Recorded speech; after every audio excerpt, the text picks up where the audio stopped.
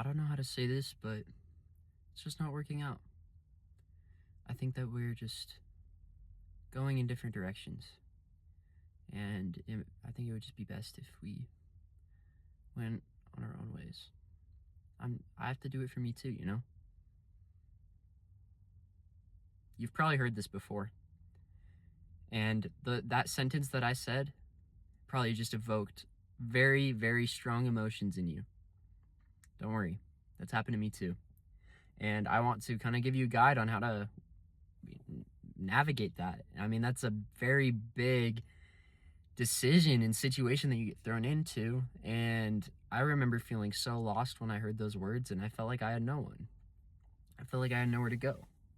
And I don't want you guys to feel that way, you know? Basically, I'm going to try and preach here what I wish I heard going through my breakup. Now, first things first, let me say this off rip. After the breakup, several things are going to happen. You're going to sit there and you're going to replay every moment leading up to that, and you're going to judge yourself and blame it on you. I want you to sit down right now and understand that it's not your fault.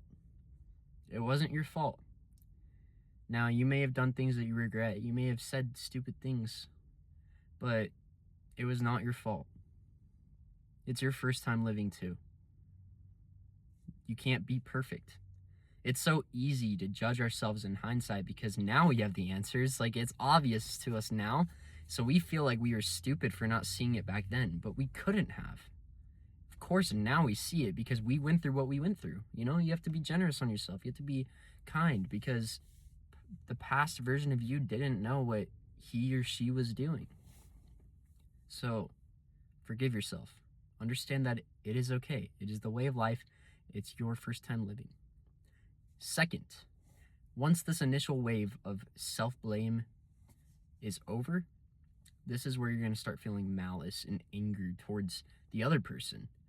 Why would they break up with me? Like, it's their fault. Like, oh, like, I hate them. They, you know, you're going to feel these malicious feelings, and you're going to find ways to blame them for it. And I want you to sit down, take a deep breath, and say this. It's their first time living too. Forgiving in a breakup is probably one of the hardest emotional tasks a human being can go through. It's hard. You know, when you get dumped, you can't, like, it's very hard to forgive because that was your person, you know? Like, coming from someone who has been in that situation, like, I saw her as the mother to my kids, and, like, I imagined my entire life with her. And so to hear that sentence after thinking, like, oh yeah, like, we're in this together forever, you know, like, it's painful. It really is painful, and you feel hopeless, and you feel like, you know, like,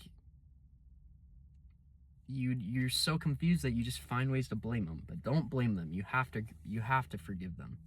So second off, you need to stop blaming them and forgive them. And that does not have a time label on it. Take however long you need to do that, because that is no easy feat, and you're going to bring yourself out and be angry with yourself if you tell yourself that you have to forgive them. Forgive them at your speed. Just don't be malicious.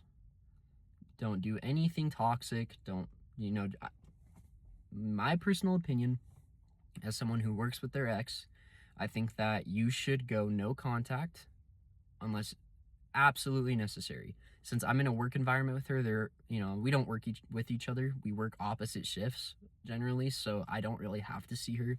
But in a situation where I would be working with her, we would only communicate if absolutely necessary. At least that's my boundary. And sometimes people have problems with that, but you need to put up boundaries that are healthy for you so that you can be protected. Now, in my opinion, this is my opinion. I've heard many different types of advice. I've heard advice saying, like, oh yeah, you shouldn't unfollow them. You shouldn't block them. You shouldn't delete those pictures because they were a part of your life and they were memories, and that's you just being a wimp and running away. And I don't necessarily think that's true. I think that there isn't a golden grade to healing. Everyone heals in a different way. If you feel like you can emotionally handle that, then by all means, keep those pictures, keep those memories, because they aren't wrong when they say that. Like, that, they were a big part of your life. You had a lot of happy times that you probably don't want to get rid of, but there's a difference between keeping them simply because they are just good times and holding on to them with every ounce of power you have, as if like you're clinging onto the relationship still. For me, I couldn't do that. Like, within 5 days of the breakup, I had deleted every picture I could. And then just recently, like a week ago, my friends and I had a fire, and we, one of my other friends also got into a breakup somewhat recently, and he still had stuff. So we had a little fire. We were just hanging around the fire, and we just burnt like all the pictures and notes, and he had like some hoodies to burn, and but it wasn't like a, oh, fuck you, yeah, burn, burn. It was just kind of like clearing the garbage can. That's kind of what we were doing. And it felt really liberating. I had a hard time doing it. Like, if I'm going to be honest, she was there for me in my hardest times. After I went in the inpatient facility, she would write me notes every day. And throwing those notes into the fire was probably one of the hardest things I had to do. But I did it for myself and for my healing. And now I'm so glad I did, because I know that they aren't in my life anymore, and that I can move on. It's a sign of moving on. So, in my opinion, take it with a grain of salt. I think that the best way to recover from a breakup is to put up your walls and keep yourself distracted. Keep them out of your life. And like, I didn't maliciously do this, but on this account and on my personal social medias, I just went and blocked her on everything, because I don't want her to see into my life and, pick me apart with her and her friend. Like, I just don't want that. And so I blocked her friend too. I didn't do it in any malicious manner. I just don't want them to be kind of spying on me, not saying that they would, but I just like to protect my peace. I want that to be, something I can do. So, but yeah,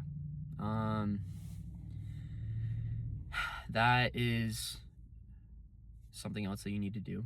Also, boost your friendships. Reach out to your loved ones. Create a support group, and like, have a safety net with people you love. I understand that's not always the most accessible option, but that is what really saved me. Knowing that I had people to call, and people that were there for me. Like, the night of the breakup, one of my best friends like spent the night at my house. That was super helpful.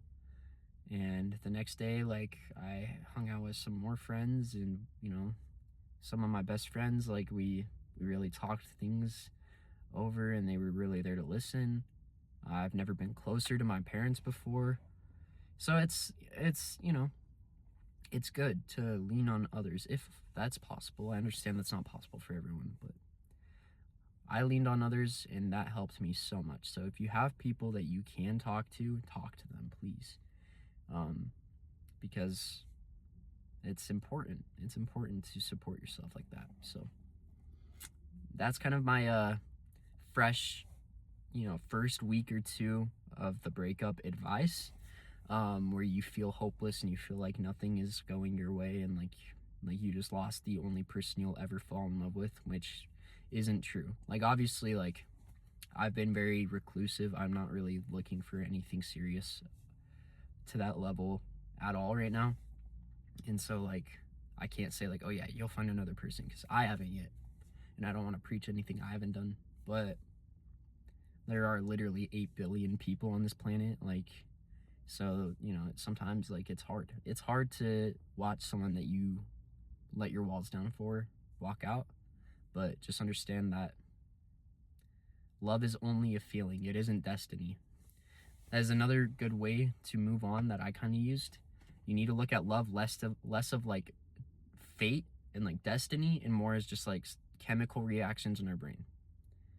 Once you start looking at it like that, it feels a lot less special, of course, but sometimes you got to do what you got to do to move on.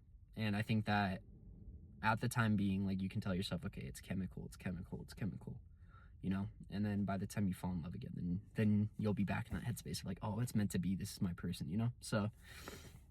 But that really helped me, is just like understanding that love is just a feeling. So yeah, I mean, that's my little tidbit. I've been thinking about this a little bit. I had more thought and more preparation for this video compared to yesterday's. So I hope that you guys can use these tools that I provided. This is kind of wound care for the breakup. Not really long-term advice because I'm not necessarily at that long-term point, so I can't really preach, but I do remember the feeling of just pure doom, you know, practically muscle memory for wanting them in your life. And like every time you see something that reminds you of them, it hurts so bad. And every time that like you see something funny that you would have told them, like you're like, oh, I should go tell so and so, and then you're like, oh wait, you know, like I understand that feeling, and that's how I've stopped feeling that feeling, is by doing what I've preached. And I think that I'm getting to the point where I'm actually emotionally moved on. Like, I obviously still hurts, you know, like just barely. I saw a model of her car and I was tweaking out because like I thought that like it was her, even though it wasn't. So obviously there's still some work to be done, of course, but last night I had a dream that she tried to come back, and like in my dream consciously I was like, nah, I'm over you, bro. Like, I'm not letting you back in my life. I'm sorry. And like I feel like that to me is like a big sign of movement, because I woke up feeling unfazed by having a dream of her, which normally doesn't happen, you know. Generally when you have a dream of your ex and it's like a normal dream, or like even something like that, you know, you dream that they do reach out, and like your actual conscious decisions, I feel like, do reflect from the dreams. And you know, if I can reject her in my dream, like that tells me like, all right, like you're clocked out, you know. So yeah, I'm a little proud of myself about that, but that's just my little thing, my little flex. Real quick, today I'm low-key raw dogging this shift. I'm running it with no energy drink, just a trusty old Dr. Pepper. And today's break, switching it up, I got a pizza. So we just got a good old pepperoni with green peppers. Actually fire. Underrated combo, for real. So I'm gonna munch on that, but I hope you can take what I said and use it to your advantage. And I just want you guys to know it wasn't your fault. I love you guys so much. Thank you for coming and watching this video. If you're here, oh, much love to you. Much love.